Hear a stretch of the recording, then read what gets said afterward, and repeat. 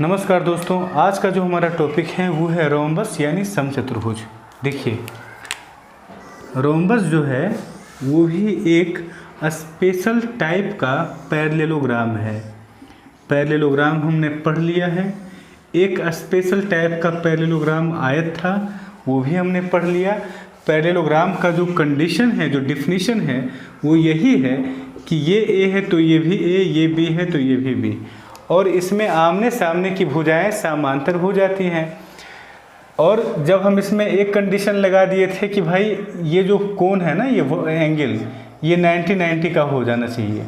जब ये चारों एंगल 90 का हो जाता है तो ये एक कैसा पैरेललोग्राम हो जाता है, ये आयत हो जाता है, रेक्टेंगल हो जाता है। रेक्टेंगल भी एक पैरेललोग्राम है, रोम्बस भी एक पैरेललोग्राम है। रोम्बस में क्या कंडीशन लगाया जाता है कि अगर ये ए तो ये भी ए, ये भी ए और ये भी ए। हर एक पैरेललोग्राम में एडजेसेंट साइड यानी अगल बगल वाला साइड समान नहीं होता है। ये ए है तो ये बी है, लेकिन रोम्बस में क्या होता है बंधु, दोनों समान होता है। एडजेसेंट वाला, सामने वाला तो समान होता है, ये बगल वाला भी समान होता है। अच्छा, हम आपसे ये भी कह देना चाहते हैं, पहले भी हमने आपसे कहा, अभी भी कह रहे हैं कि ये एक टाइप का, एक तरह का पैरेललोग्राम है। तो पैरेललोग्राम का जो प्रॉपर्टीज़ है उसको ये इनहेरिट कर लेगा। आप मेरी बात को समझ रहे हैं ना। एक तरह से पैरेललोग्राम जो है वो इसका पेरेंट हो गया। तो पेरेंट का जो भी प्रॉपर्टी है वो ये इनहेरिट कर लेगा, चाइल्ड। लेकिन इसका जो प्रॉपर्टीज़ होगा वो पैरेललोग्राम इनहेरिट नहीं करेगा। ध्यान रखिएगा कि हर एक रोम्बस एक पैरेललोग्राम है, लेकिन हर एक पैरेललोग्राम एक रोम्बस नहीं है। इसमें कुछ एडिशनल कंडीशन होता है जिसके कारण इसे हम रोम्बस कहते हैं, न कि सिर्फ पैरेललोग्राम कहते हैं। तो उस जो एडिशनल कंडीशन है उसके कारण इसमें कुछ एडिशनल प्रॉपर्टीज आ जाती है जो कि इसमें एप्लीकेबल होता है, लेकिन पैरेललोग्राम में एप्लीकेबल नहीं होता है। ये सब बात आप समझिएगा। अब देखिए, सबसे पहला बात, रोम्बस की प्रॉपर्टीज़ को समझने के लिए हम क्या करते हैं कि इसके जो डायगोनल्स हैं दोनों, उन्हें मिलाते हैं। ठीक है, इन दोनों डायगोनल्स को हमने मिला दिया। अब ध्यान रखिए, रहना चाहिए आपको ये बात कि जो भी हमने पैरेललोग्राम में सीखा था वो सारा एप्लीकेबल होगा रोम्बस में। जैसे हमने सीखा क्या था कि अगर हमारा ये एक पैरेललोग्राम है ए बी सी डी और इसका डायगोनल एक दूसरे को ओ पर काट रहा है, तो हमने वहाँ सीखा था कि ओ ए और ओ सी समान होगा, ओ बी और ओ डी समान होगा। तो वो आपका रोम्बस में भी एप्लीकेबल होगा। लेकिन रेक्टेंगल भी एक पैरेललोग्राम है, रोम्बस भी एक पैरेललोग्राम है, लेकिन रेक्टेंगल में क्या होता है, दोनों डायगोनल समान होता है। क्या रोम्बस में भी डायगोनल समान होगा? नहीं। इसका जो डायगोनल समान हुआ था रेक्टेंगल का, वो इस वजह से कि यहाँ एंगल 90-90 बन रहा था। चारों वर्टेक्स का एंगल कितना था? 90-90 था। लेकिन रोम्बस में आपका ये सब एंगल 90 का नहीं होगा, इसलिए यहाँ डायगोनल समान आपका नहीं होगा। सामान्य पैरेललोग्राम में देखिए, जो एडजेसेंट एंगल होता है उसमें एक होता है न्यून कोण यानी 90 से छोटा, दूसरा होता है अधिक कोण यानी 90 से बड़ा। जो अधिक कोण, जिसे ऑब्ट्यूस एंगल हम इंग्लिश में कहते हैं, जो अधिक कोण है उसे जोड़ने वाला डायगोनल न्यून कोण को जोड़ने वाले डायगोनल से साइज में छोटा होता है। तो वो बात आपका रोम्बस में भी एप्लीकेबल होगा। लेकिन चूंकि इसमें अधिक कोण और न्यून कोण का झंझट नहीं है, दोनों ही समकोण है, दोनों ही समान है, तो दोनों ही तरफ का डायगोनल आयत में क्या हो जाता है? समान हो जाता है। अब हमने आपको वहाँ ये भी बताया था कि ये जो हमारा ट्रायंगल है डी ओ सी, कौन सा ट्रायंगल? ध्यान से सुनना, डी ओ सी। और अगर हम डी ओ सी ले रहे हैं तो इधर हमें ए ओ बी नहीं लेना होगा, बी ओ ए लेना होगा। डी ओ सी, बी ओ ए, दोनों आपस में क्या होगा बंधु? समान होगा। ध्यान रखना, फिर से बोल रहे हैं, D O C B O ए क्या होगा? सर्वांगसम होगा यानी कॉन्ग्रुएंट होगा। क्यों होगा? ये वहाँ हमने बताया समांतर चतुर्भुज में जिस वजह से वहाँ कॉन्ग्रुएंट होगा उसी वजह से यहाँ कॉन्ग्रुएंट होगा। ठीक है, तो जो उसका प्रॉपर्टी था वो ये इनहेरिट कर लेता है। अब देखिएगा, जैसे ये तो सिद्ध हो गया है कि ये थीटा है तो ये भी हमारा क्या होगा? थीटा होगा। एकांतर कोण के कारण ये थीटा होगा। ये अल्फा है तो ये भी क्या होगा बंधु? अल्फा होगा। किस वजह से? एकांतर कोण की वजह से। ये अल्फ़ा तो ये अल्फ़ा, ये थीटा तो ये थीटा। समझना इस बात को, बहुत ध्यान से देखना। ये अगर हम ट्रायंगल ए डी और सी को देखते हैं, ठीक है, एकदम आराम से। जब हम कहें ट्रायंगल ए डी सी, तो जैसे अर्जुन को चिड़िया का आँख दिखता था ना, वैसे आपको ये ट्रायंगल दिखना चाहिए ए डी सी। बाकी सारा का सारा मिट गया, बाकी सबको आप इग्नोर कीजिए, बस इसी पे फोकस करना, ए डी सी, और ये लाइन है ए सी, ठीक है। इस ट्रायंगल में ये और ये वाला साइड समान है। किसी भी ट्रायंगल में अगर दो साइड समान हो जाए तो ये कैसा ट्रायंगल होता है? समद्विबाहु, और इसका आधार पर का कोण क्या हो जाएगा? समान हो जाएगा। तो ट्रायंगल ए डी सी में अगर ये ए डी और डी सी समान है तो आधार पर का कोण क्या होगा बंधु? समान हो जाएगा, यानी अल्फा और थीटा क्या होगा? समान होगा। तो अगर ये थीटा है तो ये भी क्या हो जाएगा? थीटा हो जाएगा। ये भी थीटा, ये भी थीटा, यानी दोनों कोण समान हो गया हमारा। दैट मीन्स हमारा जो डायगोनल है वो कर क्या रहा है? इस पूरे ही एंगल को दो समान भागों में बांट दे रहा है।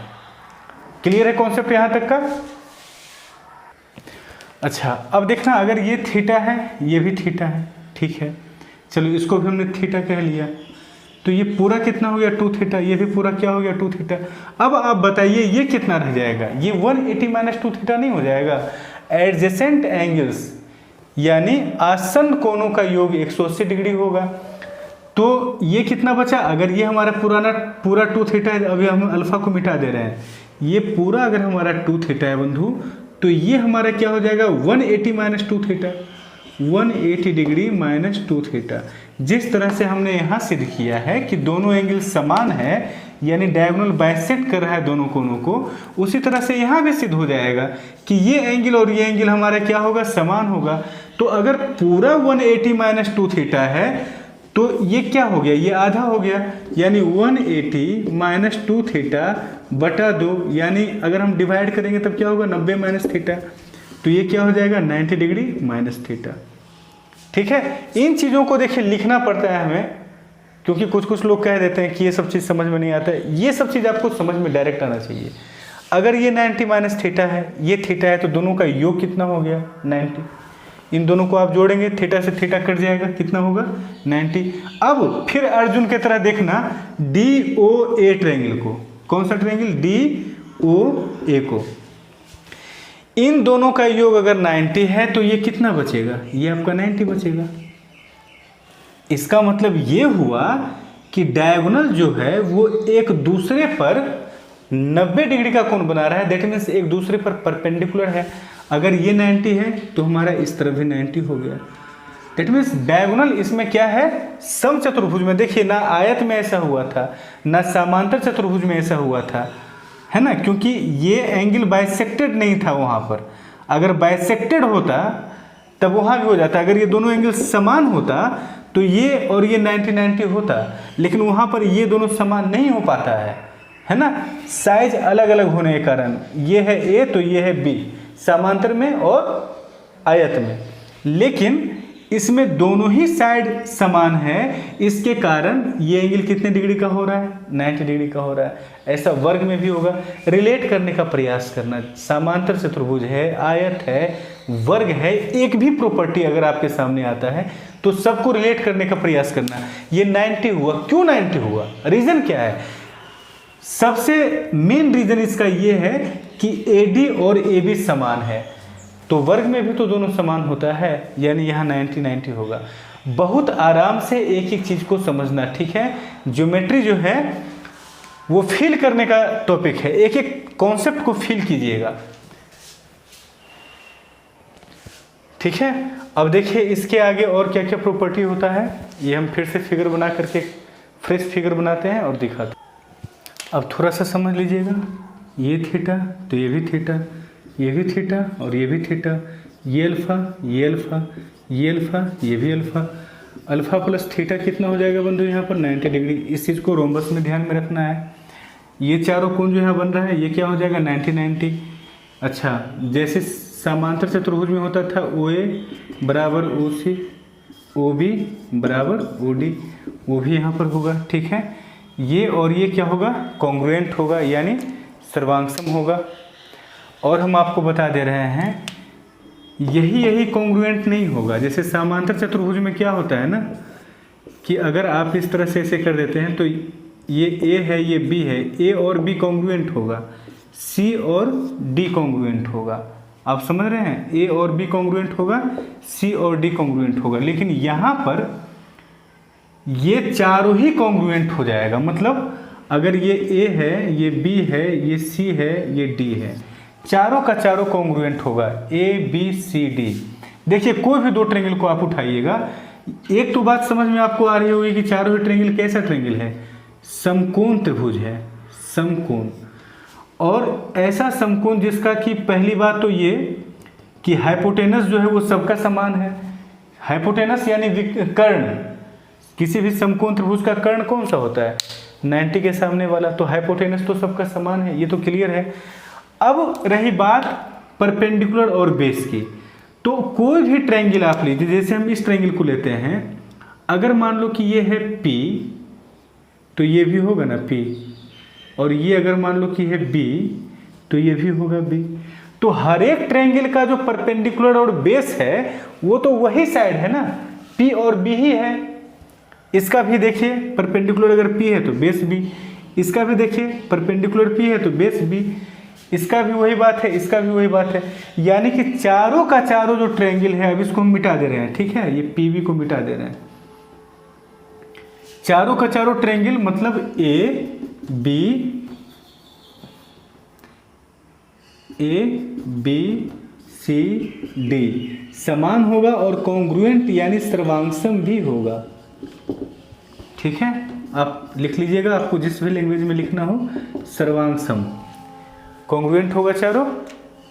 ठीक है, पैरेललोग्राम में क्या होता था बंधु, आमने सामने वाला कॉन्ग्रुएंट होता था। अच्छा, आयत में क्या होगा, आयत में भी आमने सामने वाला ही कॉन्ग्रुएंट होगा, आयत में आमने सामने वाला कॉन्ग्रुएंट होगा।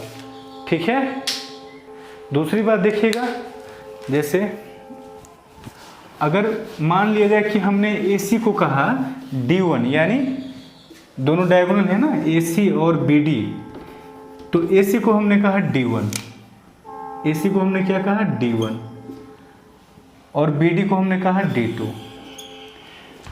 तो किसी भी ट्रायंगल में जैसे DOC,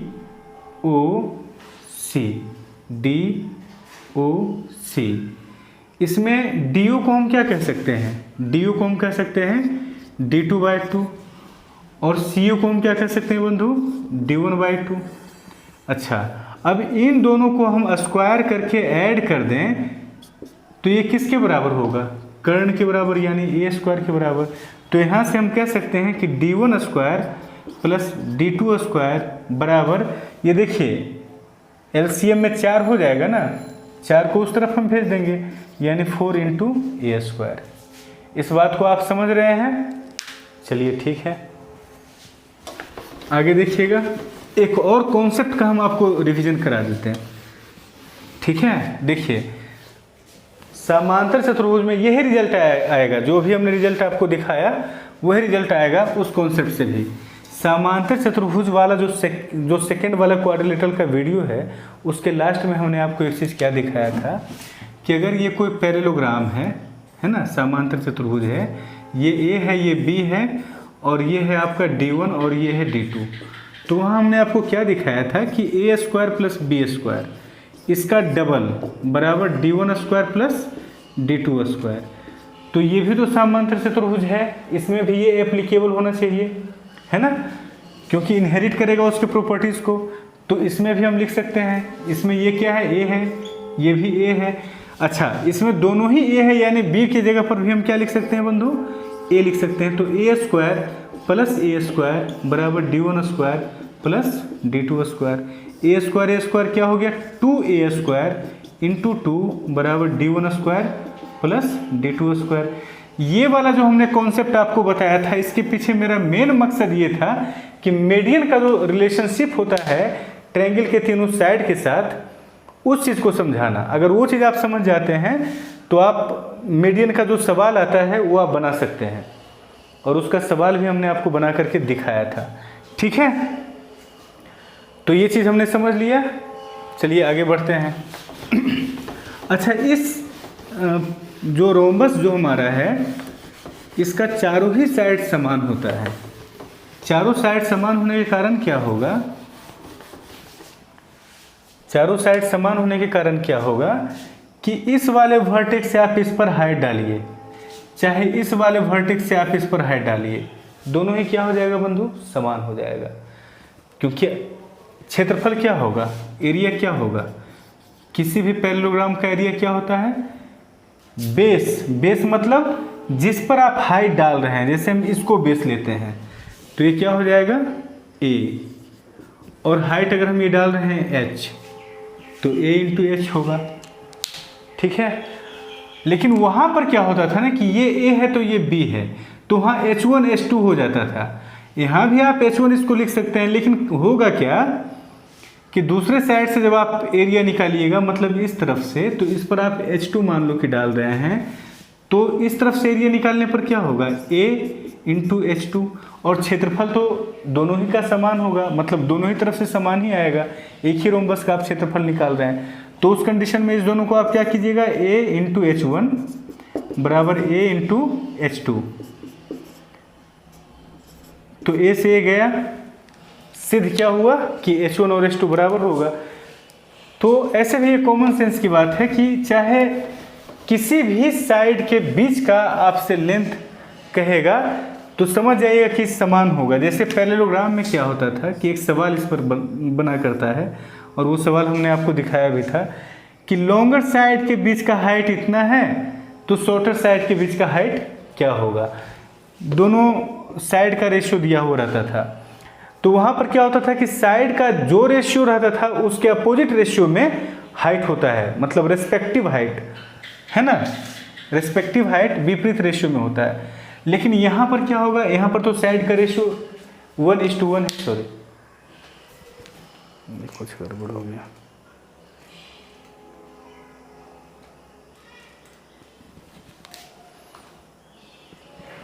यहाँ पर क्या हो रहा है, यहाँ दोनों ही साइड समान है, इसके कारण साइड का रेशियो 1:1 है, तो उसका उल्टा हाइट का रेशियो होगा, यानी वो भी 1:1 हो जाएगा।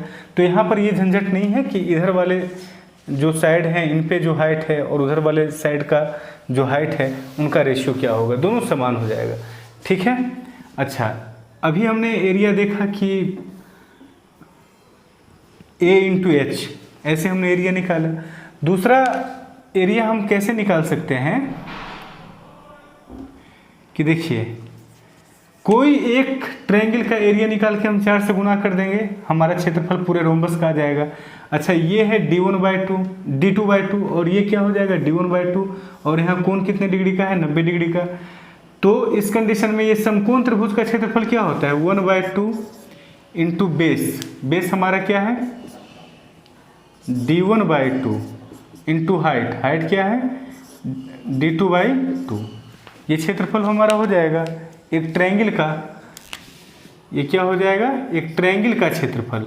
और रोम्बस का क्षेत्रफल निकालने के लिए हमें क्या करना पड़ेगा, एक ट्रायंगल के क्षेत्रफल में 4 से अगर हम गुना कर देते हैं तो हमारा रोम्बस का क्षेत्रफल हो जाता है, ये 1/8 हो जाएगा इंटू d1 d2।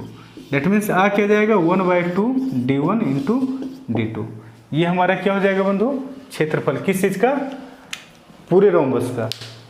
दूसरी बात ये भी आपका जो है कॉन्सेप्ट, मतलब ए बी साइन थीटा उसमें हुआ करता था समांतर चतुर्भुज में।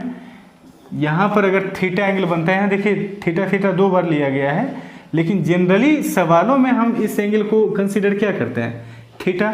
तो उस हिसाब से यहाँ ए और बी अलग अलग है नहीं, तो ए इंटू बी यानी ए स्क्वायर है ना, A square into sine theta. Theta आप इस एंगल को लें, इस एंगल को लें, कोई फर्क नहीं पड़ता है, आपका एरिया उतना ही आएगा, ठीक है। तो क्षेत्रफल के रिगार्डिंग भी जो कॉन्सेप्ट था हमने देखा। अच्छा, क्षेत्रफल से एक बात याद आई, एक और बात हम आपको समझा देना चाहते हैं कि चाहे कैसा भी पैरेललोग्राम हो, ठीक है, ये क्या है, एक पैरेललोग्राम है। अगर इसमें आप एक ऐसा ट्रायंगल बनाते हैं, ऐसा ट्रायंगल बनाते हैं, जैसे ये है आपका ए बी सी डी और ये पॉइंट है पी, तो ट्रायंगल APB का जो क्षेत्रफल होगा वो पूरे पैरेललोग्राम के क्षेत्रफल का आधा होगा। ठीक है, देखिए ये एक्चुअली APB और ट्रायंगल ADB दोनों का क्षेत्रफल समान होगा, क्योंकि आधार समान है ना।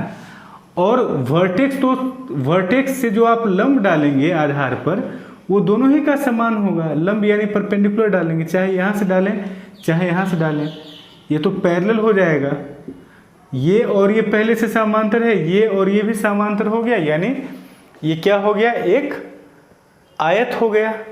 आयत हो गया, 90-90 डिग्री का हर एक जगह कोण बन रहा है। और आपका ये और ये समांतर है और ये भी समांतर है। आयत में क्या होता है, आमने सामने का भुजा समान भी होता है। दैट मीन्स ये वाला हाइट और ये वाला जो हमारा हाइट है ये समान हो जाएगा। तो हाइट भी समान हो गया, बेस भी समान हो गया, यानी एरिया समान हो जाएगा। अच्छा, और इसका जो क्षेत्रफल है यानी ADB का क्षेत्रफल पूरे रेक्टेंगल के क्षेत्रफल का क्या है, आधा है। तो APB का भी क्षेत्रफल क्या होगा, पूरे रेक्टेंगल के क्षेत्रफल का आधा। इसको आप ऐसे भी समझ सकते हैं कि अगर ये है मान लो कि A, या ऐसे आप समझ लीजिए कि अगर आप डालते हैं यहाँ से परपेंडिकुलर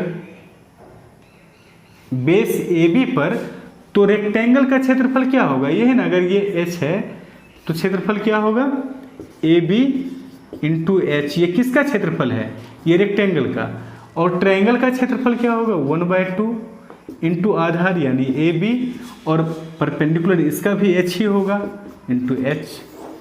दैट मीन्स रेक्टेंगल के क्षेत्रफल का ये ट्रायंगल का क्षेत्रफल आधा होगा। चाहे कैसे भी आप ट्रायंगल बनाइए, इसमें कैसे भी ट्रायंगल बनाइए, ये मैटर ही नहीं करता है कि मतलब ये वर्टेक्स P पर है, अगर आप यहाँ डाल दें तो भी उसका क्षेत्रफल समान होगा। मतलब इस ट्रायंगल का और इस ट्रायंगल का क्षेत्रफल समान होगा। जितना भी ट्रायंगल आप बनाएंगे पैरेललोग्राम के अंदर समान आधार पर, और वर्टेक्स जाना चाहिए अपोजिट वाले साइड पर, उसका क्षेत्रफल क्या होगा बंधु, समान होगा। तो ये बात आपका रोम्बस में भी एप्लीकेबल होगा। अगर ये हमारा रोम्बस है तो इसमें भी इस ट्रायंगल का जो क्षेत्रफल है वो पूरे रोम्बस के क्षेत्रफल का क्या होगा, आधा होगा। देखिए एक पैरेललोग्राम था, हमने आपको बताया था उसमें कि अगर कहीं पर भी आप एक पॉइंट ले लेते हैं और इन सारे पॉइंट को मिला देते हैं वर्टेक्स से, और ये है ABCD, तो वहाँ हमने बताया था कि जो अपोजिट वाला दोनों ट्रायंगल है यानी A+C इक्वल टू क्या हो जाता था, B+D। ठीक है, इसका प्रमाण भी हमने आपको दिया था। तो ये किस चीज़ में सिद्ध है, समांतर चतुर्भुज। तो जितने भी तरह का समांतर चतुर्भुज होगा उसमें आप लगा सकते हैं। जैसे मान लो कभी आपको सवाल में आ गया रेक्टेंगल में एक पॉइंट यहाँ ले लिया और आपको इस तरह से मिला दिया गया, और किसी 3 का क्षेत्रफल दे दिया गया, चौथे का क्षेत्रफल पूछ दिया गया। आप ये कॉन्सेप्ट लगा दीजिएगा, ऐसा नहीं सोचिएगा कि ये तो समांतर चतुर्भुज में एप्लीकेबल था, पता नहीं रेक्टेंगल में होगा कि नहीं। जो समांतर चतुर्भुज में एप्लीकेबल है वो रेक्टेंगल में, सम चतुर्भुज यानी रोम्बस में, स्क्वायर में, हर एक जगह पर एप्लीकेबल होगा। तो इसमें भी अगर हम कहीं एक पॉइंट ले लेते हैं और इस तरह से हम मिला दिया करते हैं, इस तरह से, ये है 1, ये है 2, ये है 3, ये है 4, तो 1 + 2 इक्वल टू क्या होगा बंधु, 3 + 4। ठीक है, इसका प्रमाण जो हम दिए थे रेक्टेंगल में, सॉरी पैरेललोग्राम में, वही सम चतुर्भुज में होगा। देखिए ये एक सम चतुर्भुज हमने लिया है और सवाल में कहा जा रहा है कि अगर मिड पॉइंट को हम मिला दें इनके चारों साइड्स के, तो कैसा क्वाड्रिलेटरल फॉर्म होगा, कैसा क्वाड्रिलेटरल फॉर्म होगा। पहली बात कि कभी भी किसी भी क्वाड्रिलेटरल के, हमने पहले ही आपको पहले क्लास में ये बता रखा है, पहले ही ऐसा दूसरे क्लास में हमने बताया होगा, किसी भी क्वाड्रिलेटरल के अगर मिड पॉइंट्स को आप ज्वाइन कर देंगे, मिला देंगे, तो कैसा क्वाड्रिलेटरल फॉर्म होता है, पैरेललोग्राम। तो पैरेललोग्राम तो ये होगा ही होगा, लेकिन इसका स्पेसिफिक स्ट्रक्चर के कारण कुछ और भी प्रॉपर्टी ये लेगा। आपका काम ये है कि आप पॉज करें, सोचें, ठीक से सोचें कि ये कैसा क्वाड्रिलेटरल अंदर में फॉर्म होगा, ठीक है। उसके बाद आप देखेंगे। देखिए, मान लिया कि ये थीटा है, ठीक है, ये थीटा है, तो ये भी क्या होगा बंधु, थीटा होगा।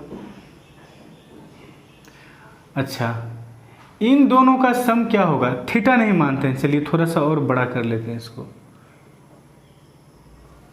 इसको हम मानते हैं 2 थीटा। आसानी के लिए हम कह रहे हैं, मानने को तो कुछ भी मान सकते हैं, तो ये भी क्या होगा, 2 थीटा होगा, ठीक है। थोड़ा सा कैलकुलेशन आसान हो इसके लिए हमने 2 थीटा लिया। अच्छा, अगर ये 2 थीटा है बंधु, तो आप बता सकते हैं कि ये क्या होगा और ये क्या होगा, ये दोनों एंगल बताया जा सकता है। पहली बात, इन दोनों का सम क्या होगा ये बताइए। आप कहेंगे 180 माइनस 2 थीटा, यही कहेंगे ना। अगर ये 2 थीटा है तो इन दोनों का सम क्या होगा, 180 माइनस 2 थीटा। अच्छा, तो इनमें से, इन दोनों में से एक क्या होगा, देखिए ये हमारा है ए, सी भी हमारा अगर ए है तो डी सी भी हमारा क्या है, ए है, और ये मिड पॉइंट है, तो ये क्या हो गया, a/2। मान लो ये पॉइंट को नाम हमने दिया P और इस पॉइंट का नाम हमने दिया Q, तो CP हमारा क्या होगा, a/2, और CQ भी हमारा क्या होगा, a/2। यानी ये कैसा त्रिभुज हो गया, QCP एक समद्विबाहु त्रिभुज हो गया। समद्विबाहु त्रिभुज में हमने आपको बताया कि आधार पर का जो कोण होता है वो समान होता है, और इन दोनों का योग है 180 माइनस 2 थीटा। तो ये बचेगा कितना, आधा आधा कर देंगे हम दोनों को, यानी इसे 2 से जब हम डिवाइड करेंगे तो 90 माइनस थीटा बचेगा, तो ये हमारा 90 माइनस थीटा होगा, और ये भी हमारा क्या होगा, 90 माइनस थीटा, ठीक है। अच्छा, अगर ये 2 थीटा है तो ये 180 माइनस 2 थीटा हो जाएगा। अब सोचिए जरा, दोनों का सम 180 होना चाहिए ना, तो अगर ये 2 थीटा है तो ये हमारा क्या हो जाएगा, 180 माइनस 2 थीटा। अच्छा, अगर ये 180 माइनस 2 थीटा है तो तीनों कोणों का योग 180 होना चाहिए ना। इसका मतलब है कि इन दोनों कोणों का योग 2 थीटा होगा, तब तो हम इन दोनों को अगर इसमें ऐड कर देंगे तो 180 हो जाएगा। ये 180 माइनस 2 थीटा है, दैट मीन्स इन दोनों का योग 2 थीटा होगा, और चूंकि ये और ये समान है इसलिए ये भी थीटा होगा और ये भी थीटा हो गया। अच्छा, अब ये थीटा, ये 90 माइनस थीटा, इन दोनों का योग कितना हो जाएगा, 90। थीटा में अगर आप 90 माइनस थीटा को ऐड कर दीजिएगा तो कितना आएगा, 90 ही ना। अब पूरा कितना होना चाहिए, 180। ये पूरा कोण कितना होना चाहिए, 180, ठीक है। अच्छा, जब पूरा 180 होगा तो ये बचेगा कितना, क्योंकि ये और ये वाला कोण मिलके 90 हो रहा है, तो ये बचेगा कितना, 90। जिस तरह से इधर ये 90 हुआ है उसी तरह से ये भी 90 हो जाएगा आपका, ये भी 90 हो जाएगा। जैसे हमने वहाँ सिद्ध किया 90, वैसे यहाँ भी हम सिद्ध कर सकते हैं। मतलब इस चतुर्भुज का जो अंदर में चतुर्भुज बन रहा है PQ, इसका नाम दिया R, इसका नाम दिया S। PQRS के अंदर चारों कोण 90 डिग्री का है। चारों कोण अगर 90 डिग्री हो तो या तो वो आयत होगा या फिर वर्ग होगा, यानी या तो रेक्टेंगल होगा या स्क्वायर होगा। अब ये देखना है कि क्या ये और ये समान होगा। अगर आपको याद होगा इसका प्रमाण कि हमने क्यों कहा इसे पैरेललोग्राम, इसे हमने पैरेललोग्राम क्यों कहा, इसलिए हमने कहा था कि जब हम इस डायगोनल को ऐसे देखिए मिला देते हैं तो ये और ये एक ट्रायंगल बन जाता है ना भाई, ये हम पहले भी सिद्ध कर चुके हैं, ध्यान रखिएगा। ये ट्रायंगल बन जाता है और ट्रायंगल का ये दोनों क्या है, मिड पॉइंट है। मिड पॉइंट है तो ये क्या हो जाएगा, इसका आधा, इस वाले का आधा ये हो जाएगा, और नीचे वाले ट्रायंगल में, ऊपर वाले को अर्जुन की तरह फिर भूल जाना, और नीचे वाले ट्रायंगल में ये मिड पॉइंट है, ठीक है। तो ये इसका आधा, यानी ये भी इसका आधा, ये भी इसका आधा, तो ये दोनों समान हो गया। उसी तरह से अगर हम ऐसे डायगोनल खींच देंगे तो ये जो हमारा लाइन है और ये लाइन है समान, और इस डायगोनल का आधा होगा। तो कहने का मतलब ये क्या हो जाएगा, आमने सामने वाला साइड समान हो जाता है। हमने पहले बताया था आपको, अगर बात यहाँ समझ में नहीं आ रही तो वहाँ जाकर के देखिए, टाइम ज़्यादा नहीं है, हम यहाँ वेस्ट कर सकते हैं। ठीक है, तो डायगोनल यहाँ डिफरेंट था तो उसका आधा आधा भी डिफरेंट हुआ था। रेक्टेंगल में क्या हमने दिखाया था आपको, रेक्टेंगल के मिड पॉइंट को जब आप मिलाइएगा तो इसका चूंकि डायगोनल सेम रहता है ना, तो इसका मिड पॉइंट को जब आप मिलाएंगे तो चारों साइड समान हो जाएगा। क्यों? क्योंकि दोनों डायगोनल समान था। ठीक है, अब बताइए इसका दोनों डायगोनल जो है ये समान है या डिफरेंट है। जैसे अगर हम इसको ऐसे मिला दें, ऐसे मिला दें तो QP जो है वो DB का आधा होगा। चलिए ठीक है, AC जो है सॉरी RQ जो है वो AC का आधा होगा। अब क्या AC और DB समान है? समान नहीं है। दो ही तरह के पैरेललोग्राम में डायगोनल समान होता है, वो एक है रेक्टेंगल और दूसरा है स्क्वायर। ठीक है, अगर समान नहीं है तो इसका आधा भी समान नहीं होगा, यानी RQ QP के बराबर नहीं होगा। दैट मीन्स 90-90 बनेगा लेकिन ये स्क्वायर नहीं हो पाएगा। क्या रह जाएगा? आयत यानी रेक्टेंगल। दैट मीन्स हमारा जो ट्रायंगल है PQRS, सॉरी ट्रायंगल बोल रहे हैं, क्वाड्रिलेटरल, ये क्या है? रेक्टेंगल यानी आयत, रेक्टेंगल यानी आयत।